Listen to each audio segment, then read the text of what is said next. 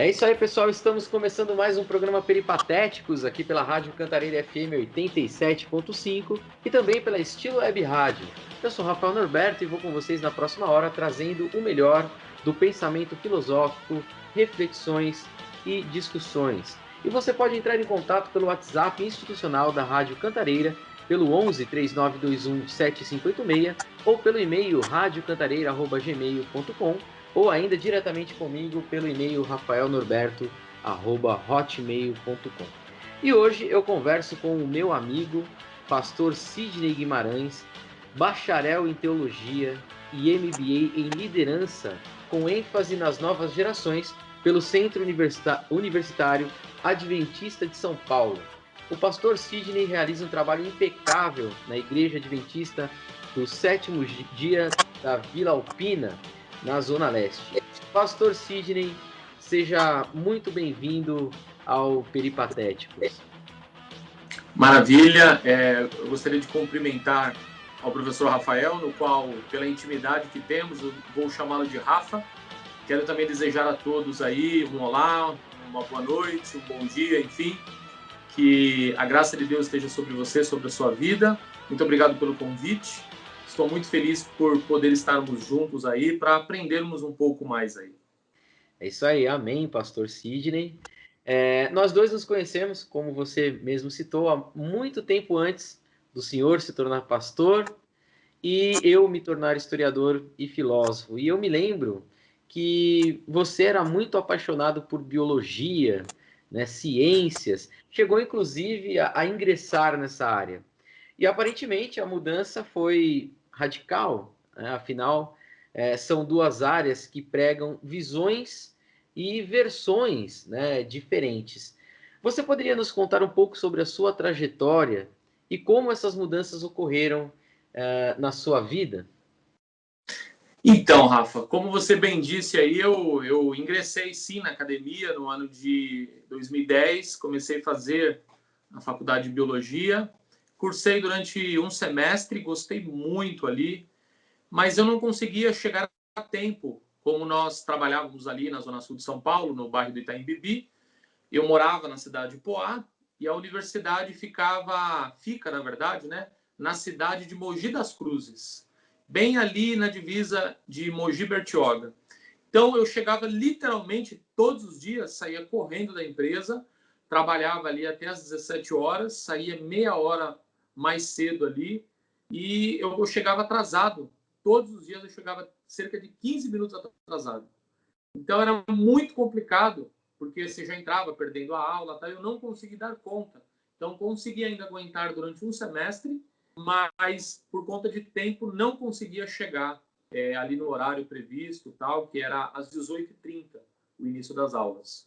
E aí, depois disso, eu falei, não posso ficar parado, e aí comecei a fazer o curso de enfermagem, o curso de auxiliar.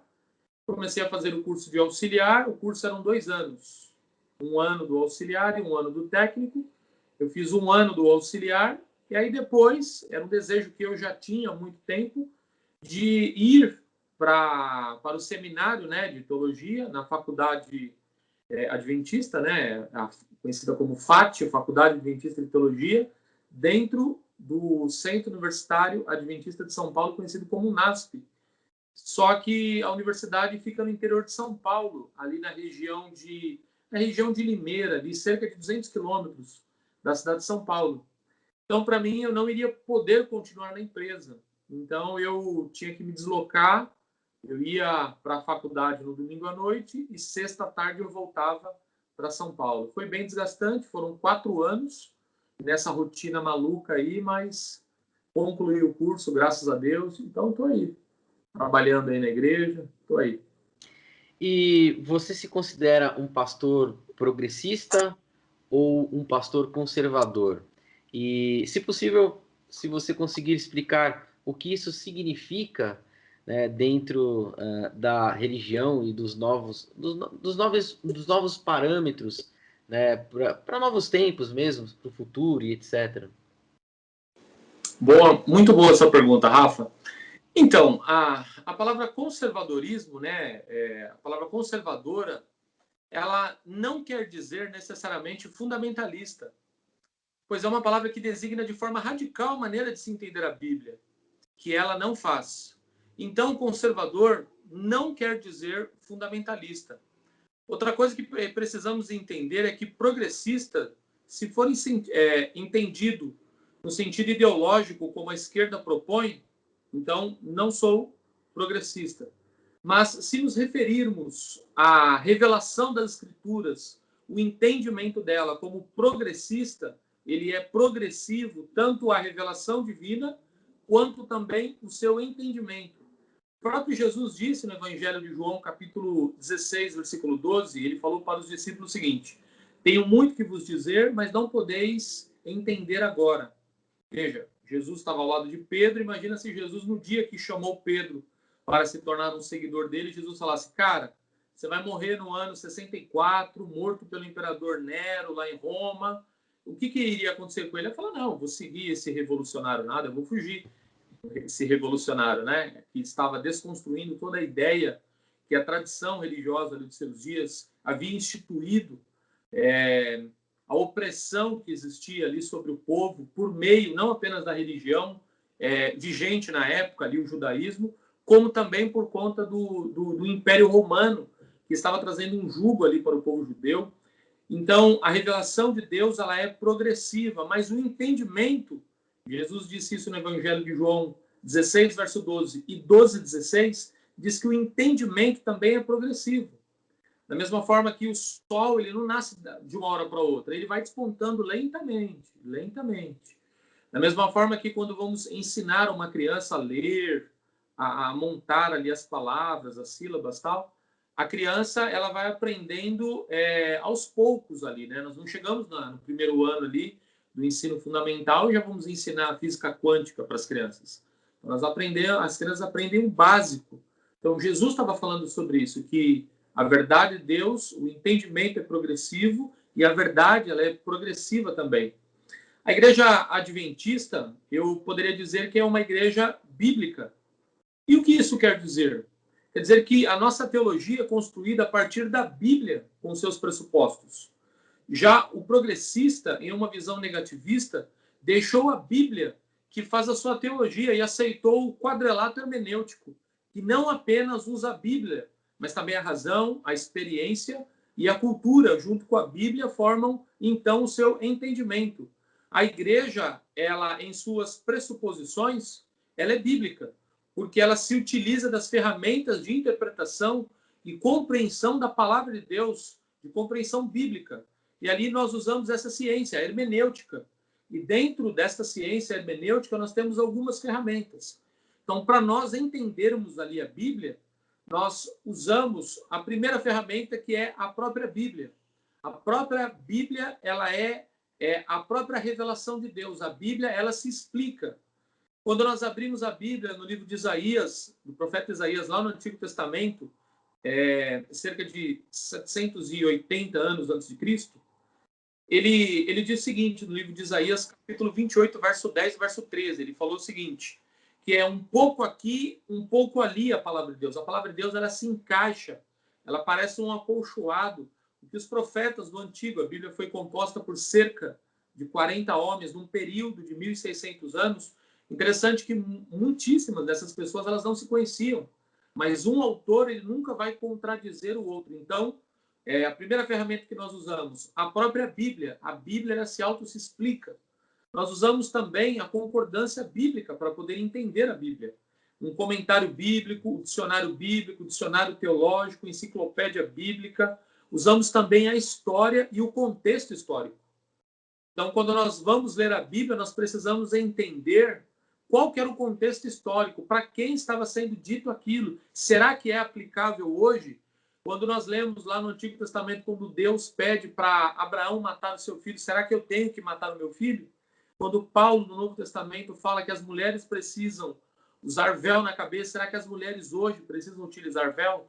Então, nós precisamos contextualizar, precisamos entender isso, senão nós vamos ter problemas, como existe, infelizmente, por aí, porque algumas pessoas não usam essas regras. E a hermenêutica, ela faz uso dessas regras para a interpretação da Bíblia. Então, ela é uma ciência que fornece regras para a sua interpretação e também para a interpretação de qualquer livro. Então, a ciência que dá condições para interpretar qualquer documento, até mesmo um registro em pedra. Então, a Igreja Católica, por exemplo, quando você conversa com um católico, ele vai utilizar a tradição, o magistério, a filosofia, o catecismo e só depois a Bíblia.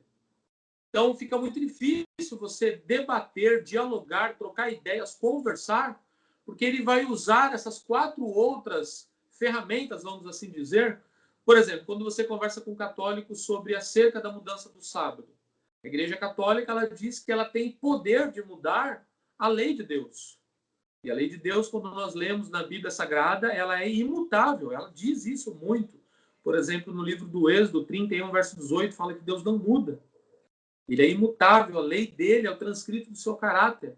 Mas a igreja, ela se diz que ela tem poder para poder mudar a lei de Deus.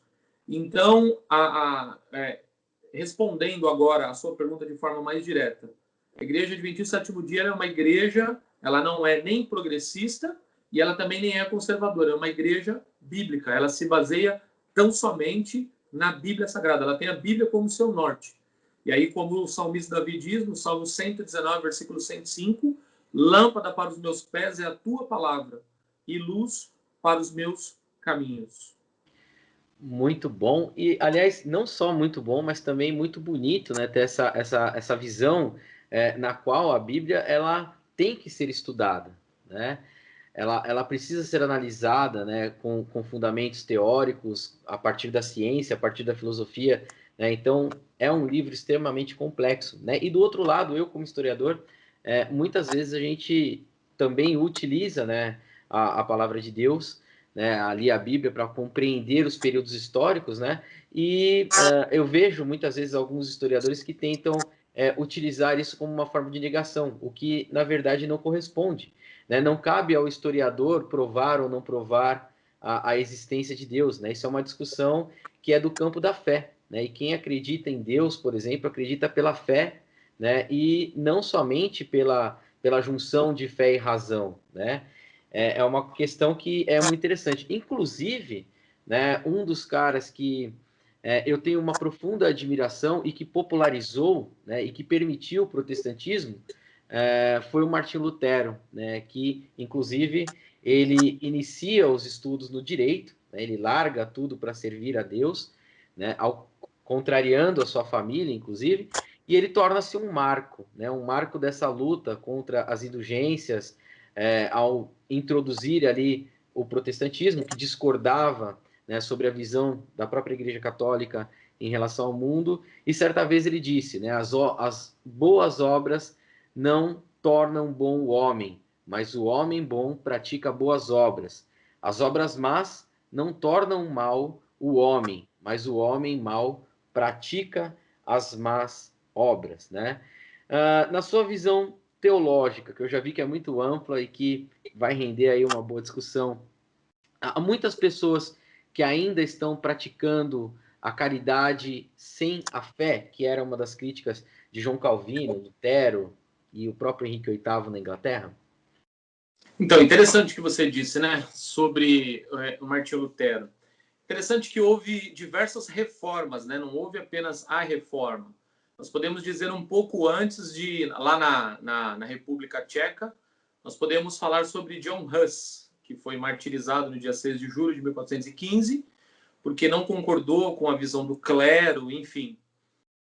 Então, nós temos aí, como você disse, o próprio João Calvino, o próprio João Calvino na França, Martinho Lutero aí na Alemanha, tantos outros homens, né? Zwinglio, Melanchthon, os irmãos Wesley, tantos outros homens que eles tão somente decidiram debater sobre temas tão importantes. Porque algumas pessoas pensam o seguinte: o fato da pessoa ser cristão é uma pessoa que é analfabeta, uma pessoa inculta, uma pessoa iletrada. É bem verdade que existem pessoas que, infelizmente, não tiveram, como a minha mãe.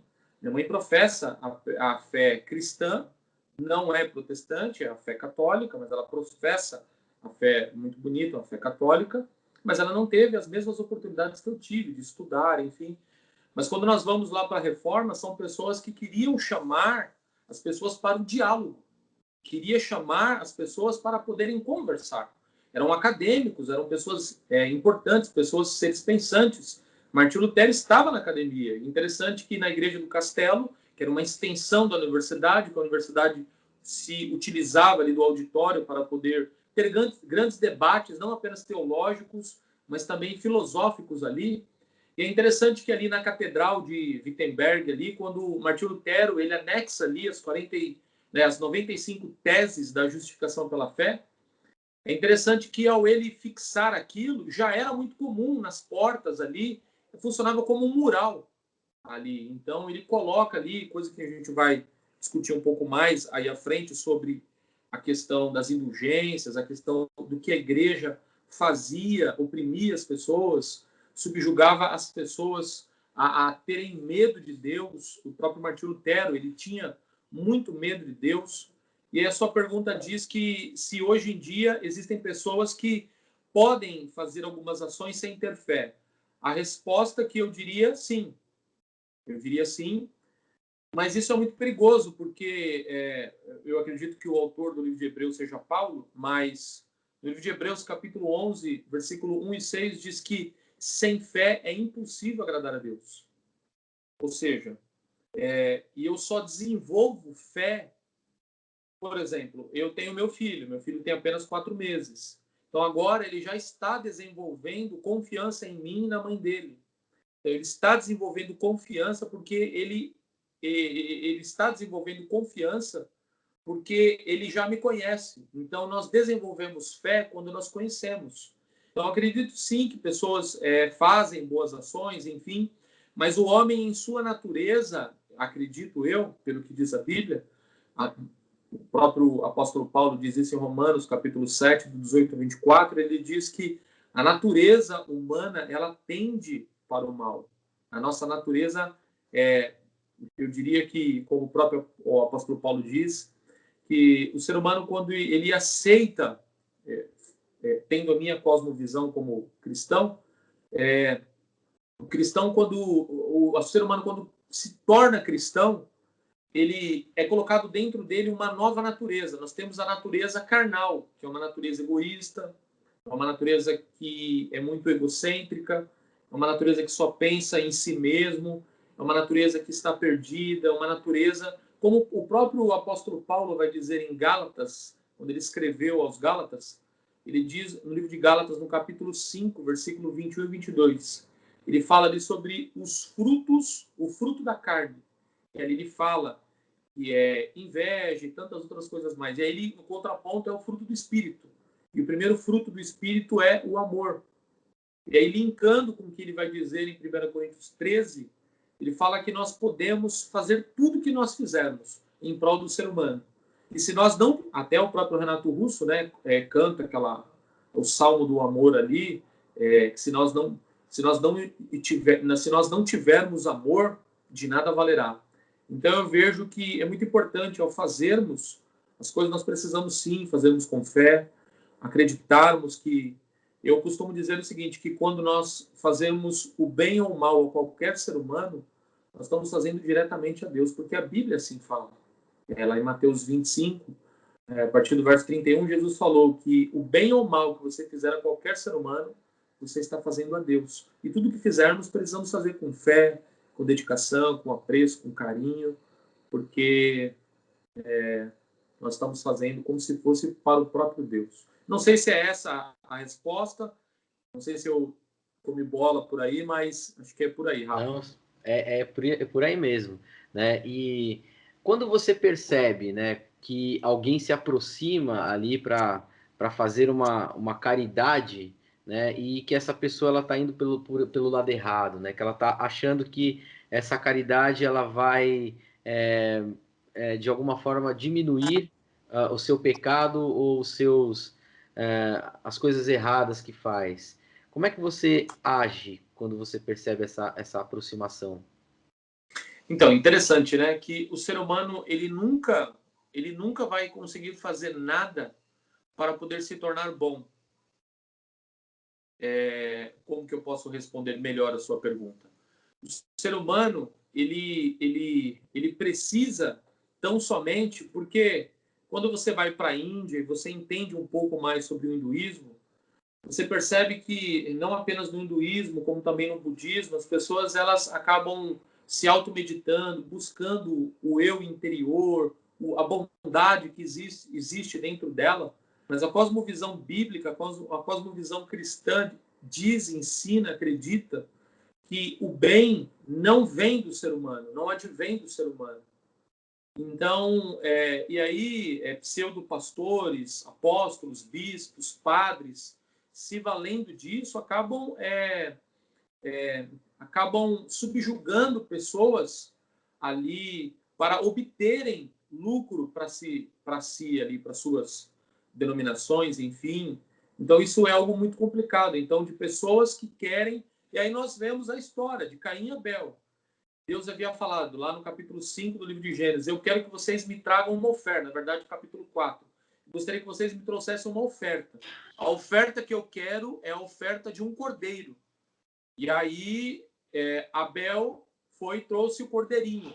Ele era pastor ali, ele cuidava de animais. Só que Caim, ele era lavrador.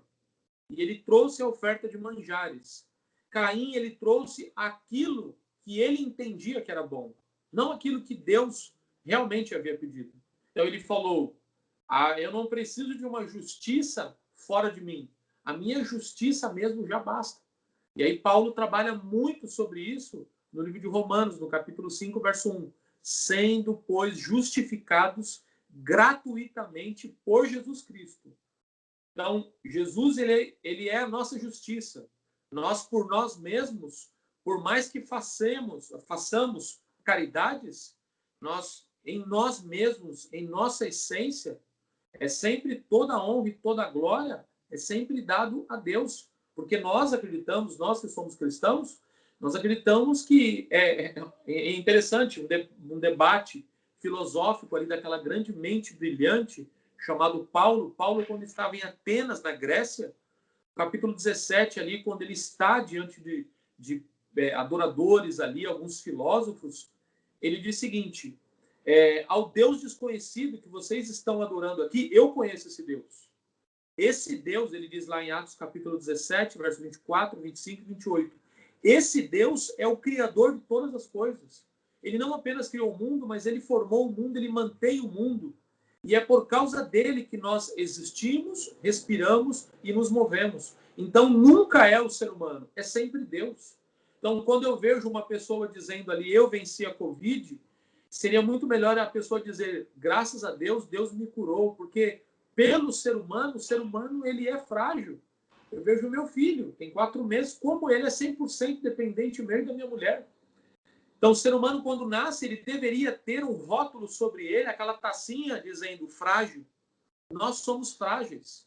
Nós precisamos completamente de um ser supremo, superior, um ser atemporal. Nós precisamos de um ser grandioso. E esse Deus, a Bíblia Sagrada diz que é Jesus.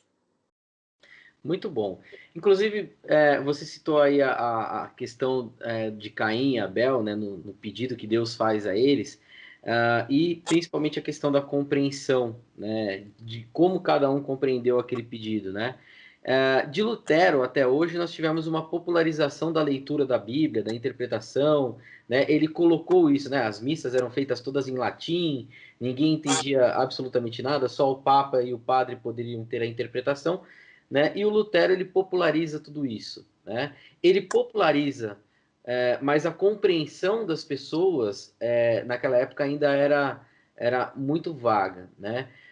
Hoje, né, com essa popularização e o surgimento e principalmente o protestantismo tendo se espalhado pelo mundo, você acha que a compreensão da Bíblia, ela também, por parte da população comum, ela também teve um aumento do nível das discussões, da preparação para o entendimento desse livro tão complexo que é a Bíblia? Então, eu diria o seguinte, a resposta seria sim e não. Eu diria pelo seguinte, por exemplo, interessante que Martinho Lutero, ele pega a Bíblia Sagrada, né? Um pouco antes do dia 31 de outubro do ano de 1517 ali, quando ele inicia ali a sua reforma. É interessante que ele era um homem que, por diversas vezes, ele era encontrado em calabouço porque ele se autoflagelava. Ele tinha a questão do celibato, porque ele sabia dessa natureza que existia dentro dele, que é interessante que Jesus diz, né? Jesus vem no Novo Testamento, ele fala que o espírito, na verdade, está preparado, mas a carne é fraca. Então, como ele tinha muito medo, Martinho Lutero, ele tinha muito medo de morrer e ele tinha muito medo da ira vindoura de Deus.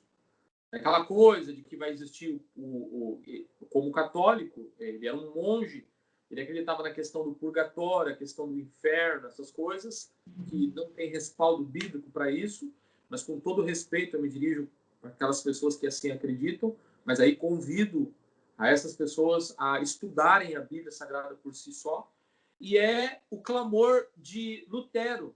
Ele estava andando em certo momento numa tempestade, foi quando ele rezou a Deus, pediu para que o protegesse, e caiu um raio ao lado dele, e ele fez ali uma promessa para o que diz a tradição, para Santa Ana, que seria, no caso, mãe daquela grandíssima mulher, a mulher mais bem-aventurada que já houve na face da terra, chamada Maria, comumente conhecida como Virgem Maria. Eu acredito aqui, só abrindo um recorte, existem dois extremos. O primeiro extremo é nós adorarmos Maria como se fosse uma deusa. E o segundo extremo é os cristãos protestantes não verem a grandeza que essa mulher teve. Porque essa mulher foi uma grande mulher. Veja, o próprio Deus escolheu e falou que ela era bendita entre todas as mulheres. Mas aí nós precisamos entender, estudando a Bíblia Sagrada, que a Bíblia diz em 1 Timóteo 2, verso 5, há um só mediador entre Deus e os homens.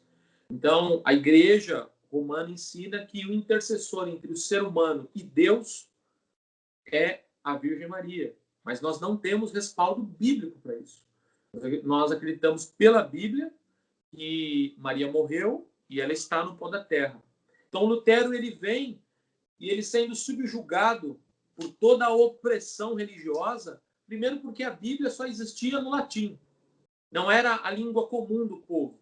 Então, Lutero, ele pega, antes disso, ele está subindo a catedral de joelhos ali, e quando ele está subindo a catedral, ele é impressionado ali nos seus ouvidos, na sua mente, Romanos capítulo 1, verso 17, onde diz o seguinte, o justo viverá pela fé. Isso me chega a arrepiar.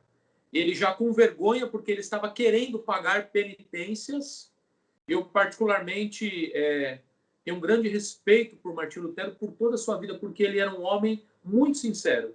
Sinceramente errado no que ele fazia no início, mas ele era um homem sincero. E a Santa Bíblia diz em Atos 17:30, o próprio apóstolo Paulo diz, lá em Atenas, Deus não leva em conta o tempo da ignorância. E esse grande monge, Martinho Lutero, ele era, naquele momento, uma pessoa ignorante, porque a verdade ela é progressiva. E aí ele, então, começa a estudar a Bíblia. Ele fala, tudo que eu tenho aprendido no latim aqui na Bíblia, as pessoas precisam saber. Porque a igreja queria manter o monopólio da Bíblia para que ela interpretasse a bel prazer, para que isso pudesse lhe trazer riqueza, pudesse pregar para as pessoas que as pessoas precisavam, ao depositarem as suas moedas ali nos cofres da igreja, os seus familiares que estivessem no purgatório, no inferno, essas pessoas seriam resgatadas de lá. Então, infelizmente, eles usavam de muita má fé, não muito diferente de hoje, no qual muitos padres, pastores, bispos, bispas, apóstolos, que vendem, infelizmente, canetas ungidas, que vendem vassouras ungidas, feijões que vão curar o Covid-19 e tantas outras coisas ruins que nós vemos aí, infelizmente, no mundo religioso, e que se Martinho Lutero e tantos outros reformadores pudessem ser ressuscitados hoje, eles se escandalizariam, porque as pessoas precisam ler a Bíblia por si só. As pessoas precisam pegar a Bíblia Sagrada e elas precisam orar e ler a Bíblia Sagrada por si só, não precisa de um intérprete. O intérprete, nós acreditamos, como diz a Bíblia, é o Espírito Santo. como diz o próprio Jesus no Evangelho de João 16:13, é o Espírito da verdade, é o Consolador, é o Paracletos de Deus. É Ele que vai nos dar sabedoria. Porque no verso 8 do mesmo capítulo e o mesmo capítulo e o mesmo livro, Evangelho de João 16:8, Jesus disse: é o Espírito Santo que nos convence do pecado, da justiça e do juízo. Então, Martinho Lutero agora ele gasta, fugindo, né, das pessoas que queriam matá-lo, ele acaba ficando ali escrevendo, traduzindo a Bíblia Sagrada para a língua original ali do povo, para que cada pessoa pudesse por si só pegar a Bíblia Sagrada. E que privilégio nós temos no Brasil? Tem a Bíblia do menino que ora, da mulher que ora, a Bíblia do jovem radical, a Bíblia do idoso, Bíblia com letra grande, Bíblia da mulher, Bíblia do missionário, Bíblia do obreiro, Bíblia do pastor. Só que hoje, o que eu acredito que Satanás tem feito? Faz com que as pessoas não tenham tempo para ler a Bíblia. Então, hoje, as pessoas morreram para que a Bíblia chegasse até nós. Até alguém, em dado momento na Reforma, disse: o sangue dos cristãos é a semente do Evangelho. Eles parecem carrapatos. Quanto mais matamos, mais cristãos surgem. Então, eu percebo, eu não sei se eu consegui responder, eu dei muita volta aí, mas acho que é mais ou menos por isso, Rafa. Não, com certeza. E, infelizmente, né, aquilo que era a luta do protestantismo contra as indulgências, né, acabou sendo incorporado em muitas outras doutrinas que eram protestantes. Né? E na própria Bíblia, me corrija se eu estiver errado, o próprio Cristo diz: muitos virão em meu nome. Né?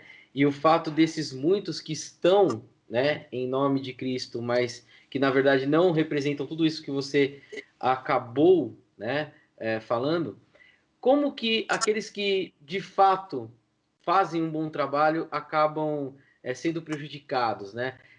Há muita desconfiança, né? Você sente que muitas vezes, quando se faz uma obra, existe alguém sempre, ou às vezes, né, dizendo: a igreja ela quer, na verdade, outra coisa, né? Você percebe, de repente, esse prejuízo causado por esses falsos profetas pesando sobre o seu trabalho, por exemplo? Então, infelizmente, existe sim esse preconceito. Uma vez eu me lembro que eu fui fazer um cadastro, a mulher ali do caixa perguntou qual que era o meu ofício, a minha profissão, porque na Igreja Adventista, o sétimo dia, como é que funciona? Na Igreja Adventista, você, para se tornar um ministro, um pastor, um teólogo, você precisa estudar, fazer faculdade, reconhecido pelo MEC, são 4 anos, pelo menos, de graduação. Você precisa estudar bastante, você precisa se dedicar, você precisa estudar, porque você se torna um representante da igreja e você vai liderar pessoas, você vai cuidar de pessoas. Então você precisa ter um direcionamento para você não sair falando coisas, vendendo vassoura ungida, o cuspe de Jesus que sara e tantas outras coisas que nós vemos, infelizmente, no atual cenário. Então, realmente precisa haver um preparo. E, infelizmente, algumas pessoas pegam uma parte pelo todo. Eu posso dizer que todo pastor é ladrão? Não. Eu posso dizer que todo padre é pedófilo? Não.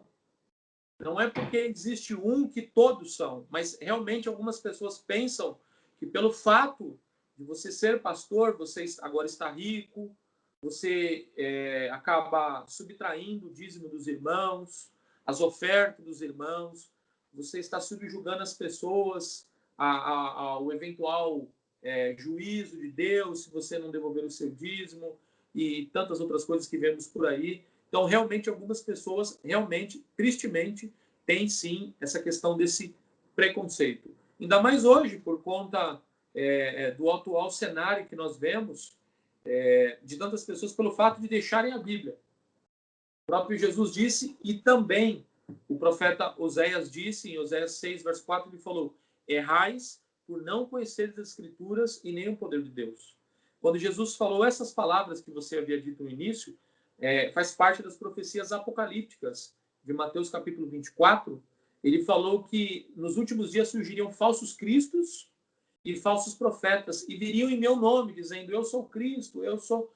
E quantas pessoas se dizem aí que é Jesus, que é não sei o quê, que pessoas estão possuídas, cheias de Deus para operarem milagres, futebol dentro da igreja para poder expulsar demônios, é um teatro gospel lá na frente, onde um pseudo endemoniado está ali, e o pastor fazendo aquele teatro, em vez de ajudar, socorrer a pessoa, ele acaba tendo uma sabatina com o diabo, porque isso vai dar audiência. Então, tantas coisas tristes que infelizmente acontecem, porque as pessoas, elas, em vez de dizerem, como o profeta Jeremias, como o profeta Ezequiel, tantos homens da Bíblia, que eles sempre partiam para a Bíblia. Assim diz o Senhor, assim diz as Escrituras, assim está escrito. O próprio Jesus, na tentação do deserto, em Mateus 4, do 1 a 11, ele mesmo disse, porque está escrito. Então, nós sempre precisamos usar o assim diz o pastor Jesus. Não assim diz o pastor da minha igreja.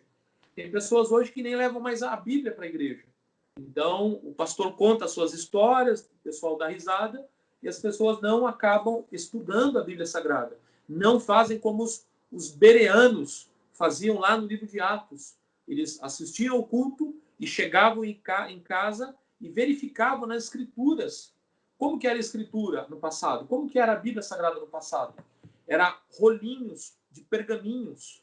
Então, muitos rolos tinham mais ou menos 15 metros, 30 metros, que ficavam enrolados. Então, eles não podiam levar a Bíblia. No caso, o Antigo Testamento, o Novo Testamento está em formação. Eles não conseguiam levar até a igreja. Até mesmo muitos deles não tinham.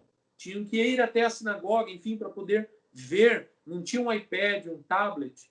Então, nós sempre precisamos ver o que assim diz o Senhor Jesus, o que diz o pastor chamado Cristo. Não podemos seguir homens. Nós precisamos seguir o que diz a Bíblia Sagrada.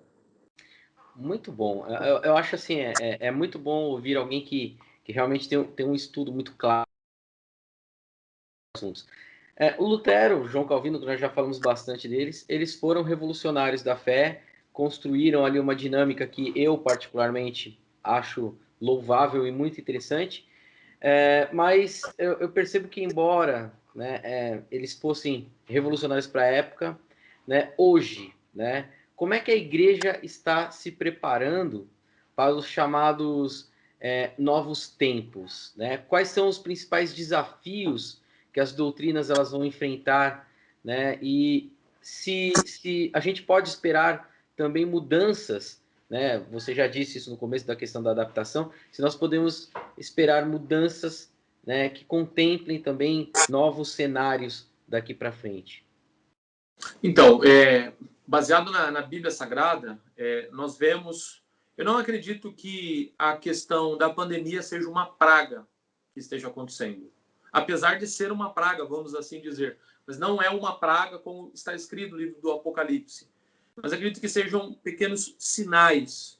Nós percebemos que quando você estuda sobre ecologia, nós percebemos que o nosso mundo, infelizmente, ele está se deteriorando. Nós percebemos que o nosso planeta não vai subsistir por muito mais tempo. Nós vemos a poluição que existe, o desmatamento, tantas outras coisas. E existe agora um clamor por parte da Igreja Romana, que a Igreja Romana ainda ela é muito poderosa, e cada vez mais, veja, nós temos agora um Papa latino-americano, muito carismático. Ele tem, por exemplo, há cerca de um mês atrás, estava no Iraque, tem ido a tantos outros países que no passado ele talvez não conseguiria entrar. Então, eu acredito que, baseado na Bíblia Sagrada, que muitas mudanças elas vão ocorrer sim. A Bíblia Sagrada ela fala que vai haver, no futuro, vai haver o ecumenismo. Todas as religiões vão se unir, vai haver apenas um único dia para adoração, e esse dia não é o sábado, pelo que está escrito na Bíblia, é sábado, mas eles vão instituir o dia do domingo, baseado na profecia de Daniel, capítulo 7, verso 25, vai ser instituído um dia para adoração, porque eles vão falar o seguinte: essas pragas que têm acontecido no nosso planeta, porque as pessoas não têm adorado a Deus. Então, nós precisamos adorar a Deus no dia da família. E o dia da família não é o sábado. O dia da família é o domingo, por causa da ressurreição de Jesus. O Novo Testamento trata pelo menos 8 vezes falando sobre o domingo. O nome domingo na Bíblia não existe, sim o primeiro dia da semana. Primeiro dia da semana. O sábado, o Shabat, é o 7º dia da semana, significa descanso. Hoje, nós, biblicamente falando, baseado em Levítico 23, verso 32, hoje é sexta-feira, né? Hoje já é sexta-feira, mas hoje, biblicamente falando, nós já estamos nas horas sagradas do sábado. Um dia para o outro, ele é de um pôr do sol ao outro pôr do sol. Então, essas mudanças, elas vão acontecer, porque eles vão acabar e já estão acabando, substituindo a Bíblia por conta da tradição, porque a igreja romana vai dizer, nós temos autoridade. Porque diversos concílios, reuniões que eles fazem, nós percebemos que presidentes de grandes potências estão assentados ali aos seus pés para poder ouvir as suas orientações. Agora, qual pastor, qual líder budista, qual líder hindu tem essa capacidade, esse poder? Então, é uma igreja realmente muito poderosa, e eu falo isso com muita tristeza, porque da mesma forma que Martinho Lutero ele não foi um lunático, ele amava muito a Igreja Católica, ele sofreu demais, ele queria muito direcionar a Igreja Católica para o estudo sagrado da Bíblia, para que eles lessem a Bíblia Sagrada, porque eles estavam cometendo coisas horríveis. Da mesma forma eu, que fui católico e um respeito muito grande aos nossos amigos católicos aí, eu fui católico durante 18 anos. A minha vozinha de 97 anos morreu há 2 anos, professando a fé católica, uma fé muito bonita, muito genuína, mas para os católicos precisamos ler a Bíblia. E não apenas para os católicos, mas para os protestantes, evangélicos, neopentecostais, pentecostais. Não é o assim diz a igreja, é o assim diz a Bíblia, a Escritura, é a sola Escritura, é só a Bíblia, é a Bíblia somente. Nós precisamos. Então, basicamente é isso. Vai haver sim, e vai impactar no futuro muito próximo, vai haver realmente essas mudanças sim. E já está havendo pouco a pouco. Muito bom.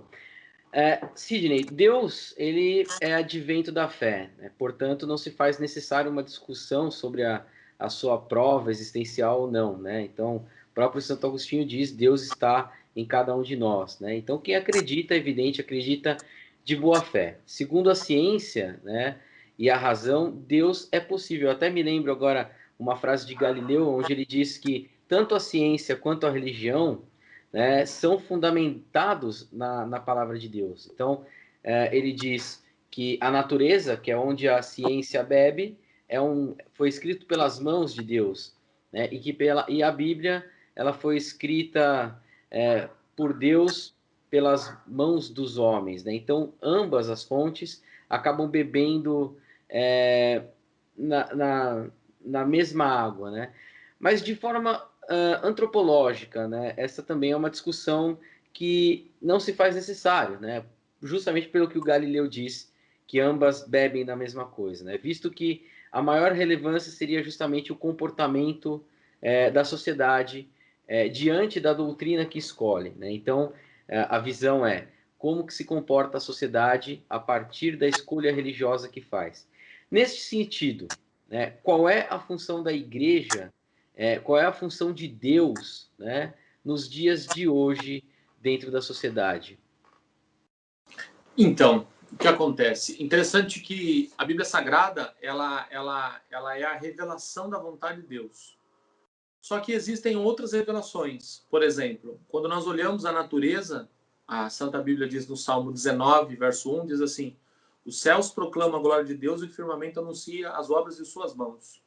O Salmo 24, verso 1 diz o seguinte, que a Bíblia Sagrada diz que o mundo é de nosso Deus. Então, o que acontece? Quando nós olhamos para a natureza, nós podemos nos perguntar quem foi que criou a natureza. Que com certeza existe algum projetista muito inteligente. E aqui vamos deixar de lado a fé cristã.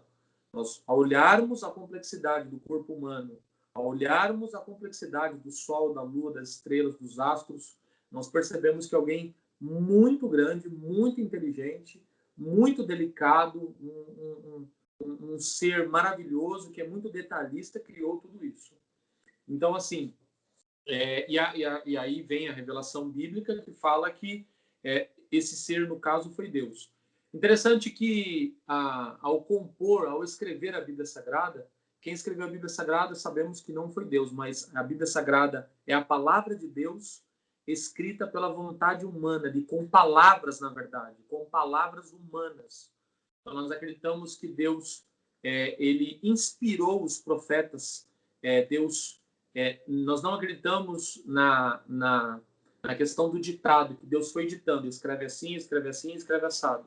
Nós acreditamos que Deus inspirou o pensamento e as ideias ali são meramente humanas ao compor ali o texto bíblico, a Bíblia Sagrada.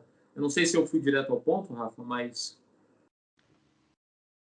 Sim, sim. Muito bom. E em diferentes momentos da história, né? E ainda hoje, né? A igreja, ela chega onde o Estado não faz a mínima questão de chegar, né? Durante a pandemia, como é que você sentiu isso nas suas necessidades e nas necessidades das pessoas? Então, acredito que, por exemplo, eu estou com a camiseta aqui do Caleb's, são jovens da igreja de 27º dia que eles estão aí, eles dedicam as suas férias, tanto as férias no início do ano quanto no meio do ano, para poder fazer benfeitorias. No ano passado, nós conseguimos arrecadar, eu cuido de 5 igrejas, né? Então, as 5 igrejas, o ano passado, nós conseguimos, de março até o dia 31 de dezembro, nós conseguimos arrecadar cerca de 12 mil quilos de alimentos, para poder repassar para outras pessoas. Tem muitas pessoas que não conseguiram o auxílio emergencial. E aqui eu não posso ser injusto e não mencionar as demais religiões que também, as demais igrejas cristãs, isso sem mencionar outras religiões como o Espiritismo, tantas outras, o Candomblé, a Umbanda, a Mesa Branca, e também desenvolveram um lindo trabalho social para poder ajudar as pessoas ali, auxiliando com cesta básica, auxiliando com roupas, auxiliando até mesmo com dinheiro, ajudando alguma pessoa a pagar uma conta, tal. Então, interessante que quando você vai aqui no extremo leste, aqui em São Paulo, quando você vai ali para o bairro de Guaianazes, divisa da cidade de Tiradentes, São Mateus, divisa com a cidade de Santo André, nós percebemos ali, parece que o estado literalmente não chegou muitas ruas que ainda não foram pavimentadas, muitas pessoas que passam muita necessidade, e se não fosse aí abrindo ainda mais, se não fosse o papel das igrejas para poder trazer orientação, para poder trazer ajuda psicológica, ajuda financeira, ajuda com pão, com uma água, com uma roupa para a pessoa que não tem ali. Então, muito mais agora no momento da pandemia, porque muitas pessoas ficaram desempregadas, perderam o seu emprego, muitos trabalhadores autônomos não tiveram como trabalhar, como motoristas de aplicativos, muitos vendedores ambulantes. Então, na periferia, nós vemos que esse número ele é muito grande, ali o agravamento é muito triste ali.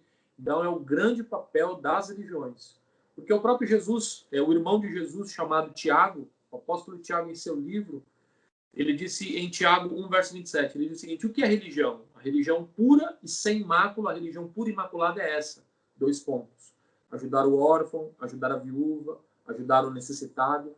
Então, a religião cristã, a religião de Cristo, não é o que a comunidade vai me oferecer. É o que eu, como cristão, posso fazer para me tornar uma igreja acolhedora, para poder ajudar o ser humano, para poder reerguer o ser humano na sua complexidade, na sua parte física, mental e também espiritual. Então, a parte espiritual, ela não joga por fora a parte física e a parte mental. Não é só o espiritual. Então, não adianta eu ir até a comunidade, ir até debaixo de uma ponte e falar com a pessoa, eu estou com a Bíblia Sagrada, e ao chegar com a Bíblia Sagrada, falar, só Jesus, e não sei o quê, não sei o quê. Se a pessoa está com fome. A pessoa que está com fome, eu não tenho que levar a Bíblia. Eu tenho que comprar um saco de pão, colocar um queijo, comprar um suco e levar para a pessoa. A pessoa está com fome de comida. A Bíblia Sagrada eu sei que é o pão espiritual. Jesus falou isso. Em João 6, verso 48. Ele é o pão vivo que desceu do céu. Porém, a necessidade da pessoa ali, porque Jesus ele passava mais tempo Jesus não passava mais tempo pregando. Jesus passava mais tempo curando, ajudando as pessoas. Então eu vejo que religião não é teoria, religião é 100% prática. Por que adianta eu dizer que eu sou cristão se eu torturo a minha esposa? Por que adianta eu dizer que eu sou cristã e eu torturo o meu marido, traio o meu marido? Por que adianta eu dizer que eu sou cristão e eu falto com respeito com os meus pais? Eu não sou um bom cidadão para a sociedade. Então, religião, por que muitas pessoas, infelizmente, não querem procurar uma igreja? Porque estão decepcionadas com ela. Então, muitas pessoas estão amarguradas, elas foram traídas pelas mais diversas religiões. Adventista, Assembleia de Deus, Batista, Universal, Igreja Católica. As pessoas estão, porque algumas pessoas dentro dessas comunidades, em vez de entenderem e viverem o Evangelho, que religião ela é prática. Então, quando eu entendo na Bíblia Sagrada que Jesus ele mais curava, ajudava os necessitados, pelo menos é o que isso ensina no Novo Testamento, eu vou entender que religião é estender as mãos para o próximo. Porque essas duas grandes mulheres, pelo menos eu quero citá-las, e eu gosto muito, por isso que tive o prazer, o privilégio de ir à Índia, ajudar a construir 2 colégios, ajudar, na verdade, na expansão de 2 colégios para crianças carentes. Eu destaco, pelo menos, essas 2 mulheres que eu sou fascinado, 2 mulheres católicas, 2 freiras.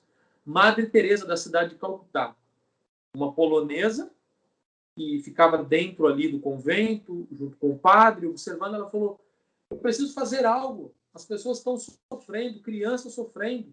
Quando você anda pelas ruas da Índia, você percebe o que é pobreza, miséria, sofrimento, tragédia, dor. E você percebe que você aqui no Brasil é rico. É muito rico porque você tem uma água potável que sai na sua torneira. Onde você tem lixeira na rua, onde você tem o governo que tem, poderia ser muito melhor, mas tem esses processos aí, essas ajudas, Bolsa Família, tantos outros projetos sociais que existem. Mas aí Madre Teresa ela entra em cena e começa a ajudar as pessoas. Ela entendeu o que é religião. E aí nós temos a nossa freira, a nossa Madre Teresa de Calcutá, só que da Bahia, chamada Irmã Dulce. A Irmã Dulce diz o seguinte, a miséria existente no mundo é a falta de amor entre os homens. Então, por que o mundo está uma miséria? Porque, infelizmente, muitas pessoas só pensam no próprio umbigo. Primeiro eu, segundo eu, que vantagem Maria leva nessa? Então, nós acabamos deixando de lado os ensinamentos de Cristo. E aí vem Mahatma Gandhi e diz, eu amo muito Jesus, eu gosto de Jesus, mas não gosto dos cristãos. Então, somente por causa dessa desfiliação que na visão ali de Mahatma Gandhi existia. Porque o cristão, ele precisa literalmente se parecer com Cristo.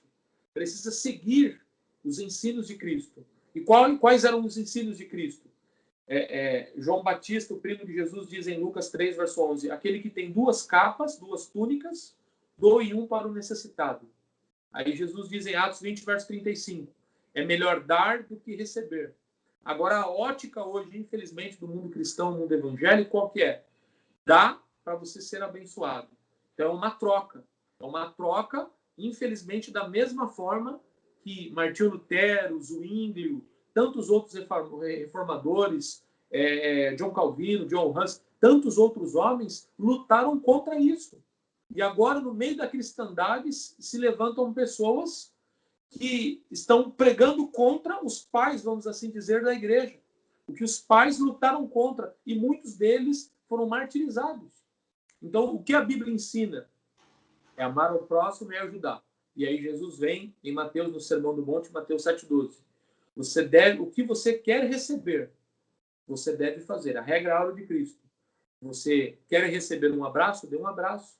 Quer receber um bom dia? Dê um bom dia. Quer receber um elogio? Elogie. Quer receber um pão, uma ajuda? Assim faça. Então, a Bíblia Sagrada ensina que precisamos amar. Então, tanto o Antigo quanto o Novo Testamento, eles se completam. E eles falam a mesma coisa. Um não contradiz o outro. E num momento de miséria, num momento de fome, né, aqueles que usam da religião para tirar proveito acabam atrapalhando ainda mais, né, e causando ainda mais sofrimento, né, nas pessoas. Sidney, eu sei que nós combinamos não falar de política, acho louvável e vamos respeitar, né? Afinal de contas, né, o próprio Jesus ele trouxe ali a ideia de que a César o que é de César e a Deus o que é de Deus, e eu respeito muito isso. Mas eu queria fazer uma pergunta que está relacionada justamente à prática, né, ali da igreja, né? Como você analisa, né, a pandemia, né? E a igreja acabando se tornando um serviço essencial. Não que não seja essencial, né? Eu acho que a religião ela tem uma importância gigantesca dentro da sociedade. Mas no momento em que nós temos a pior, né, fase da nossa pandemia, alguns setores querendo colocar ali como serviço essencial. Qual é a sua opinião sobre isso? Então, no momento, as igrejas elas estão fechadas, né? Elas podem estar abertas para as pessoas irem rezar ou orar, enfim, mas um pequeno número de pessoas, né? Não pode haver culto, não pode haver missa, enfim, é, elas estão fechadas neste momento para isso. Amanhã, por exemplo, nós estaremos com a igreja aberta. Vamos ter a doação de sangue de 80 voluntários para poder ajudar o Hospital das Clínicas, o Hemocentro lá, e aqui eu agradeço de forma pública o Hemocentro, que eles vão levar todos os aparelhos. Então a igreja tão somente abriu as suas portas, emprestou as suas dependências, o prédio, a estrutura, para que o hospital fosse ali, mesmo em meio a uma pandemia, vamos respeitar todos os protocolos de segurança, porque a fé, ela também é racional, ela não é irracional. O que temos visto, infelizmente, algumas pessoas dizendo o seguinte: eu acredito em Deus, então não vou usar a máscara, e vai por um caminho muito perigoso, quando na verdade a ciência tem falado que é um vírus, a ciência tem falado que é um vírus que pode matar e tem matado pessoas, e eles têm nos aconselhado, os especialistas da saúde, a usarmos máscara e tantas outras coisas mais, e precisamos assim fazer. Sobre essa questão, eu acredito que, como veio o decreto para se fechar a igreja, e é o momento de se fechar a igreja, eu acredito que a melhor e a maior decisão por parte das religiões foi acatar as orientações do Estado, fazendo a sua parte da erradicação aí do novo coronavírus, né, o Covid-19, para que tão logo possamos voltar a abrir as portas aí e possamos estar. Eu acredito que foi uma decisão, apesar que foi muito ruim, porque em qual sentido ruim? O sentido porque as pessoas sentem falta da igreja. Em contrapartida, nós estamos transmitindo, fazendo transmissões ali online para que as pessoas, neste momento, não vão à igreja. Então, a orientação que nós temos dado, não venham à igreja. A igreja está aberta com 3 pessoas: o pregador, a cantora e a pessoa que está filmando. Apenas 3 pessoas, respeitando toda a orientação sanitária ali e tal, e estamos transmitindo. Então, é um mal necessário nesse momento para que nós possamos virar, como você bem disse. Nós estamos no pico, há mais de um ano nessa pandemia, nós estamos na parte mais alta, por enquanto. Espero que baixe, mas tende, literalmente, esse gráfico, infelizmente, continuar subindo. Isso quer dizer que muitas mais pessoas, infelizmente, vão perder as suas vidas. Eu, ano passado, peguei Covid-19. Fiquei recluso durante 15 dias, mas eu estava usando máscara, enfim, estava me cuidando, mas acabei contraindo, mas ainda continuo me cuidando. Então, a igreja fechada hoje é um mal necessário. É muito importante todas as religiões cumprirem ali o decreto estadual para que tão logo a gente possa passar por isso aí. Muito bom.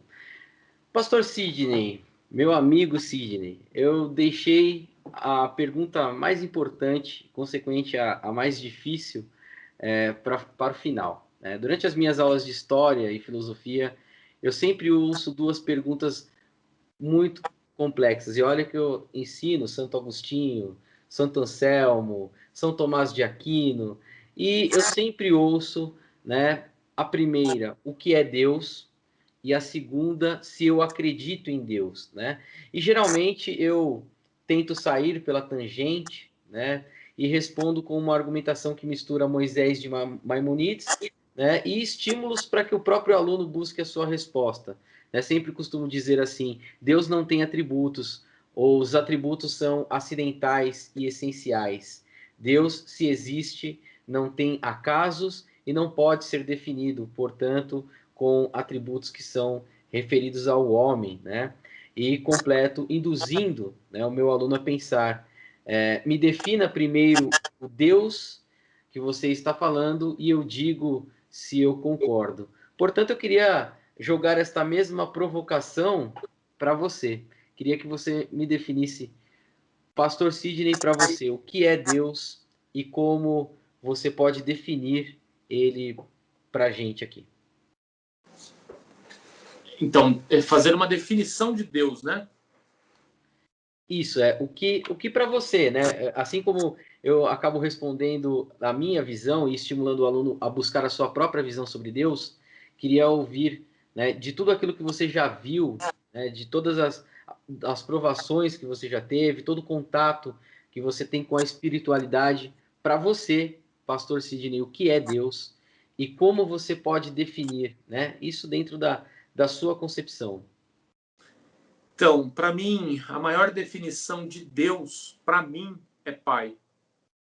A oração do Pai Nosso, que é a oração universal, tanto dos católicos, dos evangélicos, dos cristãos, dos evangélicos, protestantes, que se encontra em Mateus capítulo 6, do 9 ao 13, veja, que aqui nesse mundo eu vi meu pai apenas uma vez. Uma longa história, ele traiu minha mãe, eles eram casados, constituiu uma outra família, eu o vi apenas uma vez, ficamos juntos até 1 ano e meio de idade, então não tive contato com meu pai terreno. Mas para mim a maior definição de Deus é pai. E quando você se torna pai, como eu me tornei pai, e um dia você vai se tornar pai, você entende que é o seu coração fora de você. É algo maravilhoso.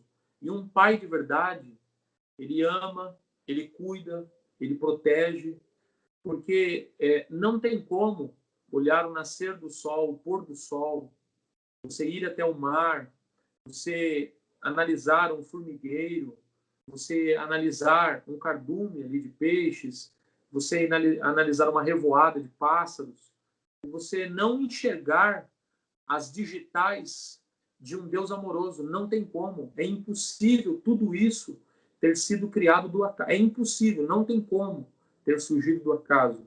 Quando nós olhamos o nosso coração humano bombeando 24 horas por dia, cerca de 90 mil litros de sangue, quando nós vemos toda a estrutura que nós temos, o posicionamento dos órgãos, os tecidos, a comunicação que existe nos neurotransmissores ali, a conexão que existe ali, é algo muito complexo. É impossível ter surgido por um acaso. Da mesma forma que nós estamos nos valendo de um recurso, quando eu era pequeno, dava meia-noite, a televisão começava a ficar aqueles riscos, tal, e aquela coisa. Olha o avanço da tecnologia. Nós estamos nos falando aqui, pelo menos há 10 anos atrás, a velocidade da internet era 8.714 quilômetros por segundo. Não sei hoje. Há 10 anos atrás era isso. Não sei hoje. Mas nós conseguimos conversar em tempo real. Quando eu estive na Índia, na Ásia, eu conversava com a minha esposa em tempo real, por meio de uma chamada de vídeo via WhatsApp. Agora eu pergunto, isso daí surgiu por um acaso? O celular surgiu por um acaso? Um carro surgiu por um acaso? Foi de uma explosão? Houve uma explosão na fábrica de bateria, de couro aqui, que é a capa do aparelho, de fone, e aí juntou tudo. De explosão só vem apenas destruição. Não existe inteligência. O que dizer quando nós vemos uma girafa, e a girafa, ao baixar a sua cabeça para poder beber água, a pressão sanguínea é tão grande que se não tivesse uma esponja ali para poder diminuir a passagem ali de sangue para o seu cérebro, com certeza ela teria um AVC, um acidente vascular cerebral. E aí, quando vem o leão, ela se levanta rapidinho, com certeza ela podia desmaiar. Mas quem fez isso? Um grande projetista. Quando nós olhamos um pica-pau e o pica-pau começa a picar ali, ele não tem dentes, mas a morder, vamos assim dizer, a madeira, quando ele está picando a madeira. Médicos traumatologistas, eles estudam o cérebro, a caixa craniana do pica-pau para poder entender, para que eles possam ajudar os seus pacientes. O que dizer da engenharia que estuda o castor? para poder saber a complexidade desses engenheiros aí que vivem em meio à natureza, que são os castores, para entender a complexidade, como eles conseguem construir casas com perfeição debaixo da... O que dizer do João de Barro? Então, será que isso surgiu por um acaso? O que dizer daquele besouro bombardeador? Ele consegue literalmente emitir tiros, ele solta tiros ali, literalmente ele vai soltando tiros ali na região ali, na parte de trás ali, começa a soltar. É algo incrível. Como surgiu isso? Por um acaso? Quando nós olhamos ali aquela maravilha, para mim é o animal mais lindo que existe na face da Terra. Existem muitos outros, mas para mim o mais lindo, a mais linda ave para mim é a arara azul. Que beleza, que mistura de cores, aquele azul bonito, amarelo, é algo fantástico. Então, eu enxergo Deus como pai, é aquele que cuida, é aquele que protege. E o pai, o amor dele é incondicional. O amor de um pai é incondicional. Quantos filhos se viram contra os pais? Aprontam. O pai é decente, ensina o filho a moral, ensina a ética, ensina sobre valores. E aí o filho se desvia, comete muitos delitos, crimes, e mesmo ele no submundo, sendo marginalizado, se tornando um marginal, o pai está ali, sempre de braços abertos, para poder ajudar o filho. Então, o amor de um pai, o amor também de uma mãe é incondicional. Então, eu resumiria Deus como pai. Muito bom. Sidney, esse foi o programa Peripatéticos, aqui pela Cantareira e pela Estilo. Tivemos aí a honra da sua presença. O pastor Sidney é bacharel em teologia, MBA em liderança com ênfase nas novas gerações, pelo Centro Universitário Adventista de São Paulo, um grande amigo. Fazia um tempo que eu não conversava com ele, mas é como se tivesse visto na semana passada, várias lembranças aí chegam. Obrigado por ter aceitado esse convite, e eu não posso deixá-lo ir embora sem destinar um espaço para que você fale para as pessoas, para que você convide as pessoas para visitar a sua casa, né, a sua igreja, e que você fale sobre os seus projetos e quão sério é o seu trabalho. Então, eu gostaria de falar neste momento de pandemia que nós estamos inseridos, neste momento pandêmico, que se você está sofrendo, se você está passando por alguma dificuldade, busque a Deus. Deus, como um pai amoroso, ele pode te ajudar, ele quer te ajudar. Deus, independente da sua resposta à ação divina, que sempre tudo é Deus, ele sempre vai em busca dos seus filhos amados. Deus, ele está sempre pronto para poder te ajudar. Se você está passando por alguma dificuldade, eu não te conheço, não sei o alcance, não sei quantas pessoas irão assistir, verão este vídeo, mas busque a Deus. Se você quiser aprender um pouco mais acerca do amor, da bondade, da misericórdia dele, você pode assistir a TV Novo Tempo, é o canal 46 na TV aberta. Você pode também nos encontrar no Facebook, também no Instagram. Você pode nos buscar também no Google. Você pode fazer um estudo bíblico gratuito. Nós vamos enviar para a sua casa. Nós vamos responder baseado na palavra de Deus. Se Deus é um só e a Bíblia é uma só, por que tantas religiões diferentes? Se Deus é tão bom assim, por que ele permite que crianças morram? Se Deus é tão bom assim, por que existe a pandemia? Então, tantas outras perguntas. A Bíblia Sagrada, ela apresenta a resposta. E ali nós vamos enviar esse estudo de graça para você, para que você possa ali aprender um pouco mais acerca do cuidado paternal de Deus. Então, que Deus te abençoe imensamente. Não sofra sozinho, não sofra calado. Não tenha vergonha de compartilhar a sua necessidade. Busque ajuda, mas acima de tudo, busque a Deus, porque a Bíblia diz em Isaías 55, verso 6, buscai ao Senhor enquanto se pode achar, invocai-o enquanto está perto. Que Deus te abençoe imensamente. Muito obrigado aqui ao meu amigo, professor Rafael, Rafa. Deus te abençoe imensamente, abençoe a sua família. Você é um grande amigo, também mora no coração. Estou muito feliz em poder estar aqui contigo. É isso aí, galera. Esse foi o programa Peripatéticos. Sidney, muito obrigado. E fiquem com Deus. Acho que esse programa não poderia terminar de uma outra forma, né? Senão desejando a todos que fiquem com Deus. Muito obrigado, uma boa noite. Boa noite.